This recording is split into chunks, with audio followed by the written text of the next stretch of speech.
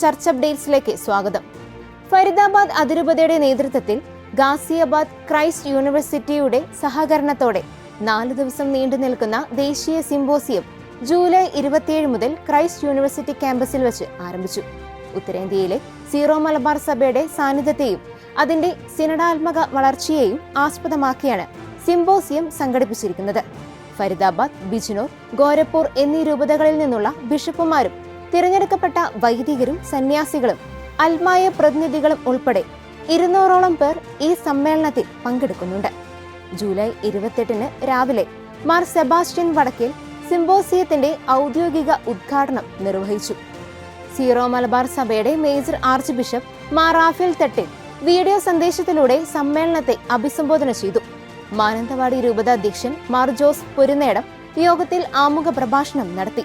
തുടർന്നുള്ള ദിവസങ്ങളിൽ ഫരീദാബാദ്, ഗോരഖ്പൂർ, ശംഷാബാദ് എന്നീ രൂപതകളിലെ പിതാക്കന്മാരും Syro Malabar major archiepiscopal curia chancellor doctor Abraham Kavil പുരയിടത്തിലും വിവിധ വിഷയങ്ങളിൽ പ്രബന്ധങ്ങൾ അവതരിപ്പിക്കും.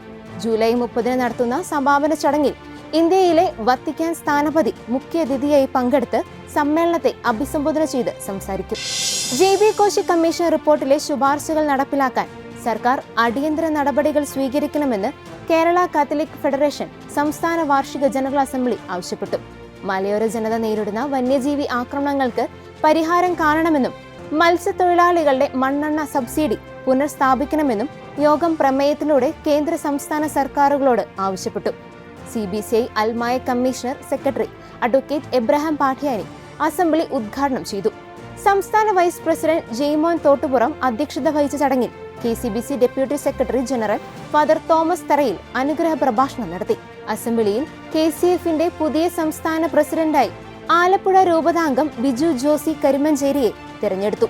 ചടങ്ങിൽ വിവിധ മേഖലകളിൽ നേട്ടം കൈവരിച്ച പ്രമുഖരെ ആദരിക്കുകയും കത്തോലിക്ക കോൺഗ്രസ്, KLCA, MCA എന്നീ സംഘടനകളുടെ പ്രതിനിധികൾ പങ്കെടുത്തു. കേന്ദ്ര സർക്കാർ കൊണ്ടുവരുന്ന പുതിയ FCRA ബില്ലിനെതിരെ ഓൾ ഇന്ത്യ ക്രിസ്ത്യൻ കൗൺസിൽ ശക്തമായ എതിർപ്പ് ഉന്നയിച്ചു. ന്യൂനപക്ഷങ്ങളുമായി ആലോചിക്കാതെ തയ്യാറാക്കിയ ഈ ബിൽ കൂടുതൽ പഠനത്തിനായി സംയുക്ത പാർലമെന്ററി കമ്മിറ്റിക്ക് വിടണമെന്ന് സംഘടന ആവശ്യപ്പെട്ടു.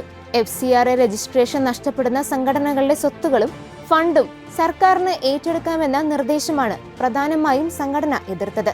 ഇത് സഭയുടെ കീഴിലുള്ള സ്കൂളുകളും ആശുപത്രികളും ഉൾപ്പെടെയുള്ള സ്ഥാപനങ്ങൾ സർക്കാർ പിടിച്ചെടുക്കാൻ വഴിയൊരുക്കുമെന്ന് കൗൺസിൽ ആശങ്ക പ്രകടിപ്പിച്ചു. കുറ്റകൃത്യങ്ങൾക്കുള്ള ശിക്ഷാ കാലാവധി കുറച്ചതുകൊണ്ട് മാത്രം ബില്ല് ലളിതമാകില്ലെന്നും ഇത് മൗലികാവകാശങ്ങളുടെ ലംഘനമാണെന്നും സംഘടന ചൂണ്ടിക്കാട്ടി. അതിനാൽ ഭരണഘടനാ മൂല്യങ്ങൾ സംരക്ഷിക്കാൻ എല്ലാ രാഷ്ട്രീയ പാർട്ടികളും ഈ ബില്ലിനെതിരെ നിലകൊള്ളണമെന്ന് ക്രിസ്ത്യൻ കൗൺസിൽ അഭ്യർത്ഥിച്ചു. 2027 നടക്കാനിരിക്കുന്ന പ്രാദേശിക സഭാ സമ്മേളനങ്ങളുടെ തയ്യാറെടുപ്പുകൾക്കായി ഓർമ്മിക്കൽ എന്ന പേരിൽ വത്തിക്കാൻ പുതിയ മാർഗരേഖ പുറത്തിറക്കി. സിനഡ് തീരുമാനങ്ങൾ രൂപതകളിൽ നടപ്പിലാക്കുന്നതിന്റെ വിലയിരുത്തലിനായി 2027 ആദ്യ പകുതിയിൽ നടക്കാനിരിക്കുന്ന സമ്മേളനങ്ങൾക്കുള്ള പ്രായോഗിക നിർദ്ദേശങ്ങളാണ് ഇതിലുള്ളത്. കേവലം ഒരു സാങ്കേതിക പരിശോധനയല്ല, മറിച്ച് ആത്മീയ പരിശോധനയാണ് ഇതെന്ന് വത്തിക്കാൻ വ്യക്തമാക്കി.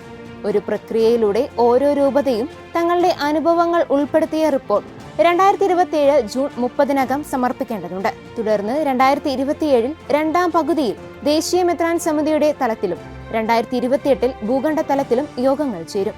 ഇതിന്റെയെല്ലാം സമാപനമായി 2028 ഒക്ടോബറിൽ വത്തിക്കാനിൽ വെച്ച് മാർപ്പാപ്പയുടെ അധ്യക്ഷതയിൽ ആഗോള സഭ സമ്മേളനം നടക്കും. ഇതോടുകൂടി ചർച്ച് അപ്ഡേറ്റ്സ് പൂർണ്ണമാകുന്നു. നന്ദി.